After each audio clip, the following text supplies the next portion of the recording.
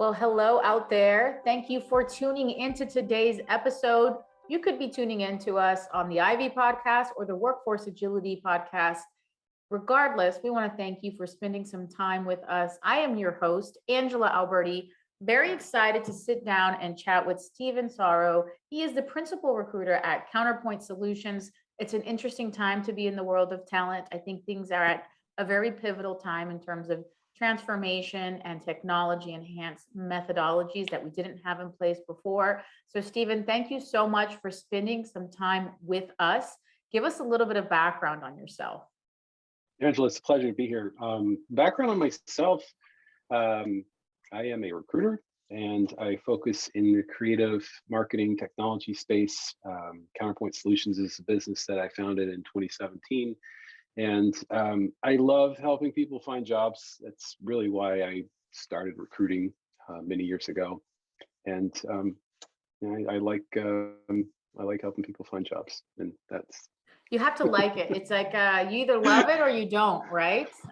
Yeah, what got me into recruiting is I was in my past life, I was a project manager and working with a lot of really awesome people who do the creative stuff. All the things. And I really liked bringing people on board to help out more than managing the process as a project manager. And so I found that it was pretty compelling to talk to people about work that I could relate to as a project manager. And I enjoyed finding people that were a good fit. And it's not always about what was on paper. It was more about what's in here and what's up here, heart and mind for those that aren't watching a video, right. But matching that with a company that could offer them that where they would really be successful.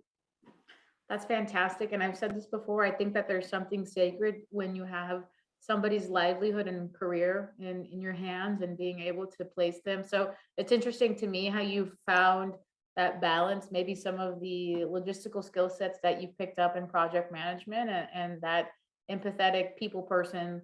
I guess that sort of gift that you've aligned with all lining your path towards recruiting. So super cool. Thank you for the background.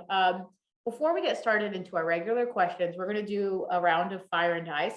I remembered that I used to do these all the time in my prior episodes, and I thought, what a great way to revive it. So fire and ice, we call them fire and ice to kind of break the ice, put a little bit of fire underneath you as well. And hopefully let us get to know who Steven is as a person. Question number one, who do you think has been your biggest mentor in your career thus far?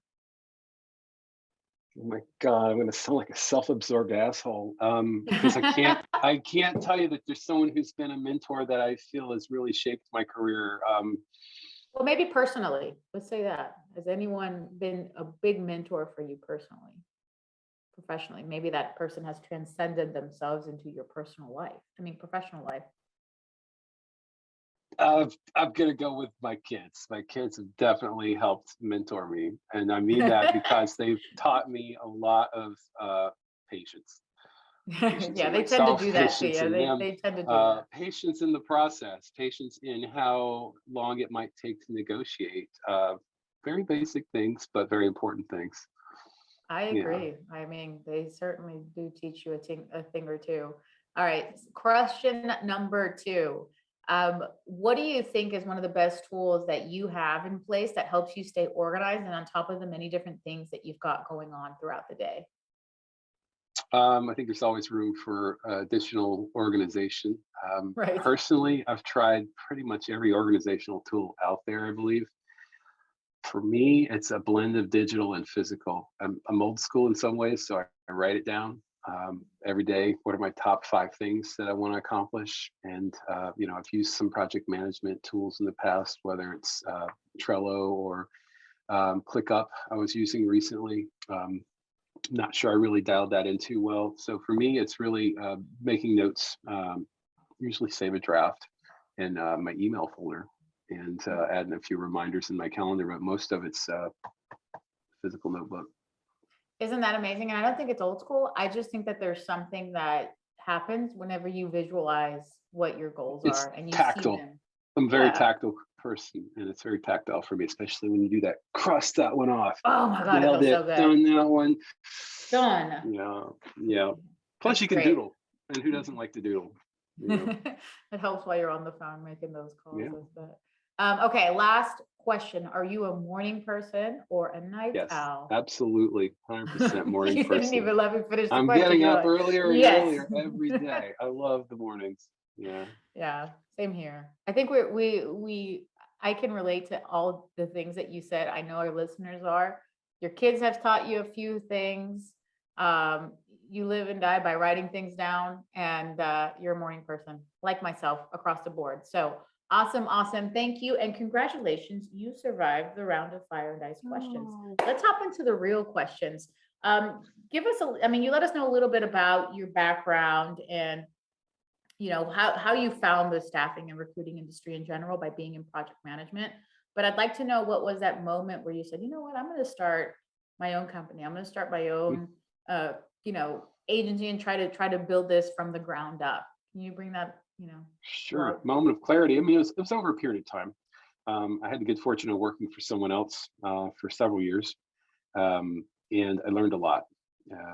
But with anything where you work for someone else, sometimes you might want to change things, and sometimes you can, and sometimes you can't. And I think I found over time that I wanted to change more than was really feasible, right, based on the organizational goals. right. But the moment of clarity came for me, honestly, when I moved across the country, um, for my wife to go to her PT program. Sorry, I'm stumbling all over this. So we moved to Atlanta in 2017, and my current employer and I tried to work it out remotely. It just really wasn't a good fit long term, and so we wrapped up in August. And moment of clarity was, look, if you're going to set up a company and try and do this on your own, it's time to do it. And so I did. Mhm. I don't think I would have had the interest in really driving forward without that prod. I just don't think it was there for me. So, certainly not as a my older kid's 5 now. She was 5 months old at the time. Bless her heart. So there's no way I would have done it as a new father. So I got a little shove or And push where do you or hail from something. originally? Where are you originally from? Originally from South Carolina. South Carolina, making the move to Stanford. Well, I'm sure Yeah, you've been to all sorts of places in between, I've been everywhere, man. like the song. Sorry. Yeah, yeah, yeah. Awesome, awesome. So, you had that moment, and now looking back on it, what advice would you give to that person that is maybe at the agency, had the footing, had the training, Okay. looking to go out on their own? Or what, I guess you could say, what advice would you give yourself now that you know that you've been in this on a couple of years? I would strongly counsel someone who's billing really well at an agency to stay there, Mhm. honestly. And I say that because it takes an intense amount of focus to build a pipeline of candidates or clients. And when you look at a split desk environment where one person handles the accounts, one handles the candidates, that's an intense focus. Mhm. Order of magnitude more if you're doing full desk, where you've got to manage the clients and you've got to manage the candidates. In an order of magnitude above that, and I'm not bragging, this is like, it's been a humbling experience. When you're doing all that, spinning those tops, and you're managing operations, and you're managing marketing, and you're managing all the compliance and all the other things that come along with being an employer, or an organization that's potentially employing other people plus hiring other people.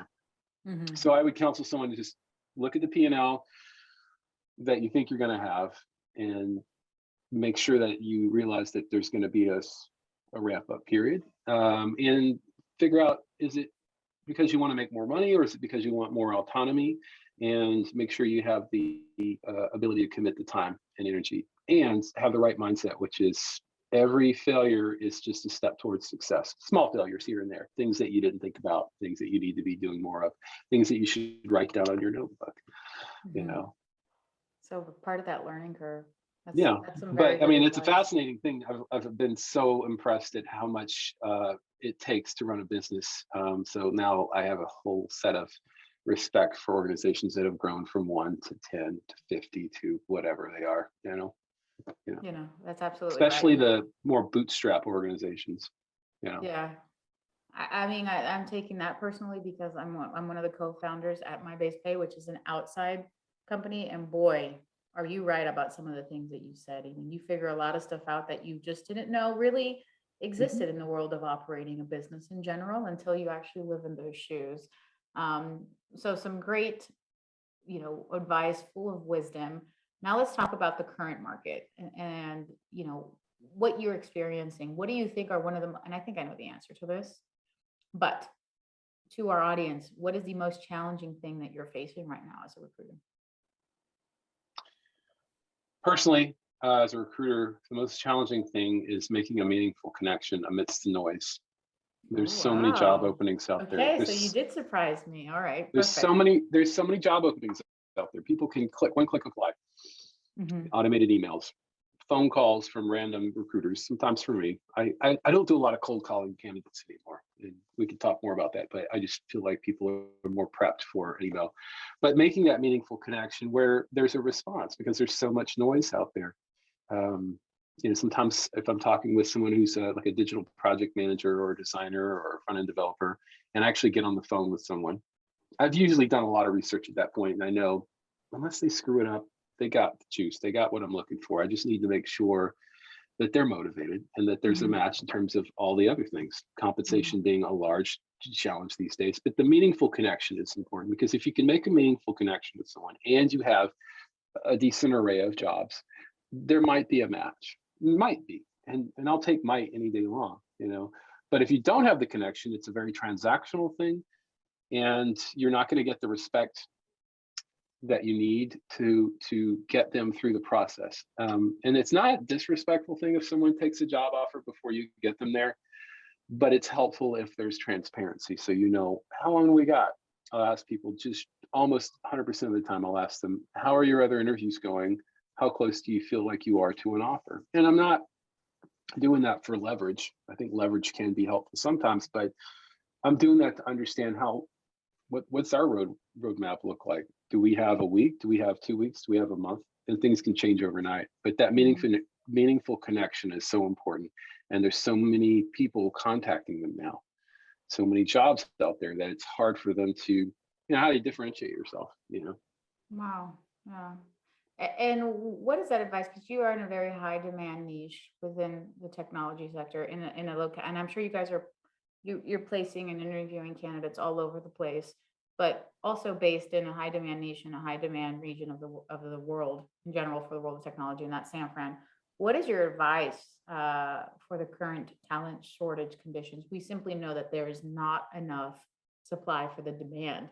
How are you mitigating that? One thing I worry about a lot is not that remote culture is going to destroy anything. I think remote culture is wonderful. It's been a blessing for me. Right. It's been a blessing for a lot of people to be able to work from home and to 100%. take back some of that commute time. Yeah. While I say that because, and here I am in a WeWork office because I need to get out of the house and get a little more fresh air on a daily basis and be around people. But the point is, Not screaming kids all the I time. I I worry about everyone working remotely at some point waking up and saying, I'd like to be around some of my team occasionally. Not every day, maybe 2 or 3 days a week. And so the advice that I would say is, continue to hire as best you can in this environment. And that means pulling out all the stops. I don't just mean throwing money. What else can you do? I recently heard where some companies are giving you a week of vacation before you start.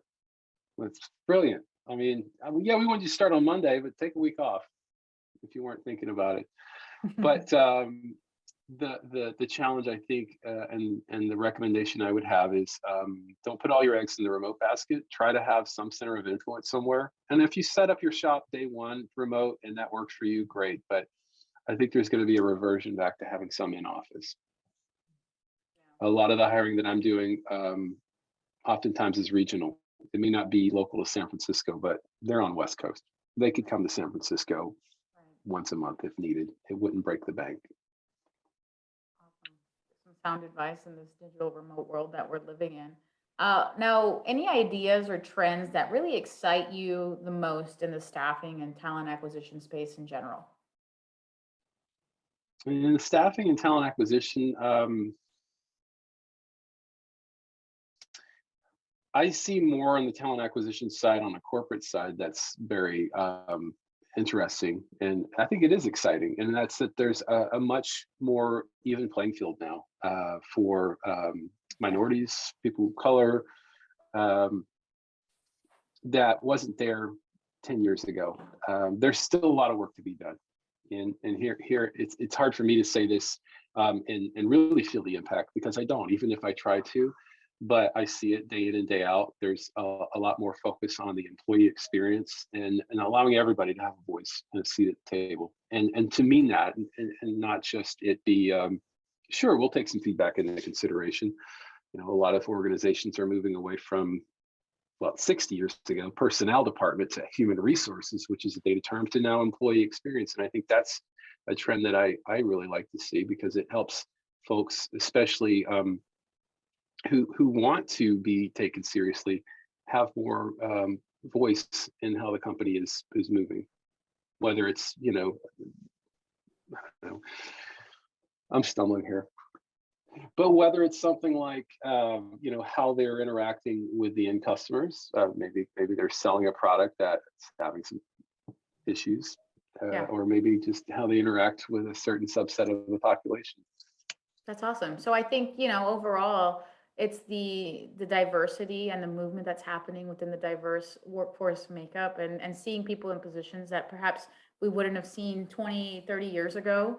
And it really is what our organizations are doing to enhance that employee experience, which is a perfect segue, honestly, into my next question. Um, the war on retention, right? So we Mhm. see this historically. There's never been a higher, I guess, influx of people leaving their positions. And many are calling it the great Don't resignation, say it. Don't the say it. great reawakening. It really is somewhat of a renaissance that's happening. I mean, we see sole proprietors. I think the number Mhm. of filed EINs within the last 2 years has been the highest. Maybe this is a residual effect of what the pandemic is. But, and not only that, but now that we have generations like millennials and Gen Zers who have really kind of just thrown the idea of, you know, spending their careers at a company for, you know, 5 years even. Um, what is your idea on retention right now amidst these times? And is there any, you know, really consultative advice that you give to clients when it comes to enhancing retention tactics?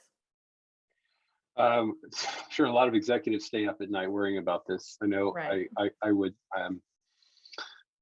I think don't try too hard because regardless of how amazing your company is, people are, don't try too hard. Try. I think Uh, you're right. I think that's People are so going to brilliant. make I the think it's move. reanalyzing what retention is. What is a good retention to you? It's no My advice longer would, 10 years. yeah, my advice would change depending on the size of the company. If you can have real, honest conversations with all of your team members, do it. Some people will tell you straight up, yeah, I might make a move. Some people will tell you I wouldn't do it. And some are lying to themselves or you. But just bake in that a portion of your team, and a lot of times it's the best and brightest because they have the capacity to interview better and get that job, are going to leave. And it might be 6 months from now, it might be a year and a half. Maybe it's already happened. Try to be as flexible and nimble as you can in terms of who's doing what work. And please, for the love of God, and I need to take this on advice, don't be a single point of failure where only one person can do that job. And if they leave, what are we going to do? You know, Yeah. make sure that there's a good job sharing responsibilities. And it sucks, but document it so that it's there so you can plan for it. But those conversations, I think, will yield a lot of insight too. Things that you might be able to change. It could be money for some people. It's not always that. It could be promotions. You know, I'm always asking folks why they're considering making a change, and I'm always surprised at the variety of answers I get because you know it's so many different factors for people. So it really is taking the initiative to be as proactive as you can and understanding how they're doing and Mhm. how they feel about their job, and also implementing processes that make them agile, that makes a company agile. So when then we go to through a pandemic and all of a sudden people are being laid off, we have documented processes that can help other people step in and do the job more easily. Very smart stuff. Now, here is my next question. What does the future of work look like? This could be a little bit of a of a loaded question, but what does it look like to you? The future of work, where do you think we're going to be sitting at 10 years from Oh, it's too far. I can't answer that. I can tell you now? 2 years from now, 2 years from Okay, two now, years and from now. we'll go for 10. But honestly, that's really hard to say. In a couple of years' time, I think we're going to see a reversion back to the mean, where people are going to want to be around other people in the office. Mhm. Certainly, technology is going to continue to blossom, and maybe we'll all have holograms. I think that's what you call them, right? Where you're like Yeah, or you just like project out interactive. into a Yeah. meeting. But even that's not the same warmth and energy that you feel when you're sitting across from someone, and whether Right. it's just having a cup of coffee or chit chat, walking down the hallway and bumping into somebody and making that conversation that would have otherwise been this really challenging email. So I think there's going to be a blend of hybrid. I think remote's definitely here. It's just going to take a different path for a lot of companies that can manage to pivot back, and they're Right. trying. Mhm. That's right. So the current recruiter climate, I love this. We had a chance to prep session not too long ago, and we were talking about a meme that I saw on LinkedIn. They were comparing the recruiter to Bitcoin. What do you think about this hiring frenzy that's happening right now for the recruiter? I mean, we see recruiters that had spent their careers at a mom and pop all of a sudden getting swapped up by the huge fancy, sexy companies of the world and making, ungodly amounts of money that these mom and pop agencies could never compare to. What do you think about this general trend that's happening?